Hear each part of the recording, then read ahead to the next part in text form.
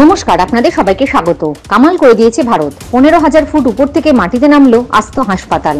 ভারতীয় সেনা ও বায়ুসেনার যৌথ উদ্যোগে দেশের প্রত্যন্ত অঞ্চলে চিকিৎসা পরিষেবা পৌঁছে দিতে সফল পরীক্ষা হলো চলমান হাসপাতালের।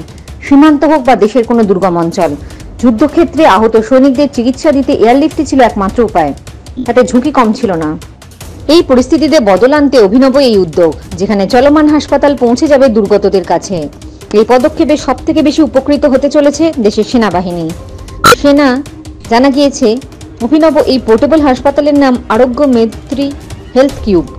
আপৎকালীন পরিস্থিতিকে মাথায় রেখে তৈরি করা হয়েছে এটি। উদ্দেশ্য, যুদ্ধে আহত সেনাকে যুদ্ধক্ষেত্রে যাতে চিকিৎসা পরিষেবা দেওয়া যায়। এই দিন বায়ুসেনার হারকিউলিস বিমান পোর্টেবল হাসপাতালকে 15,000 ফুট উপর থেকে প্যারাশুটের মাধ্যমে নামানো হয় মাটিতে। জানা যাচ্ছে, আরোগ্য মৈত্রী হেলথ কিউব বিশ্বের প্রথম চলমান হাসপাতাল। কেরলের তিরুবনন্তপুরমে ভারত সরকারের সংস্থা HLL লাইফ কেয়ার এটি তৈরি করেছে।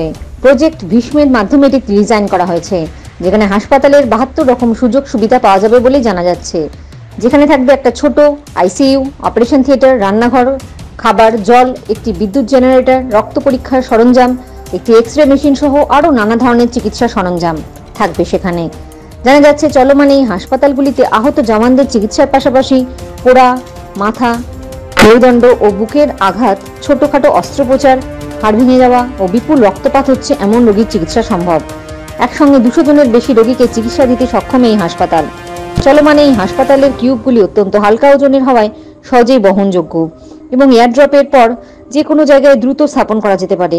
সেনা সূত্রে জানা যাচ্ছে, সাধারণত একটি হাসপাতাল তৈরি করতে অন্তত 1.5 কোটি টাকা খরচ হয়। পাশাপাশি বিপুল পরিমাণ জিনিসপত্র আমদানি করে প্রত্যন্ত জায়গায় তা স্থাপন করা যথেষ্ট কঠিন ও সময় সাপেক্ষ বিষয়। সেখানে এই হাসপাতাল মাত্র 8 মিনিটে সাজিয়ে নিয়ে চিকিৎসার জন্য প্রস্তুত করে যায়। তবে শুধু মাটি নয়, সমুদ্রপথেও এটিকে যে কোনো জায়গায় সহজে নিয়ে যাওয়া যেতে পারে। জয় হিন্দ, জয় জওয়ান, জয় কিষান।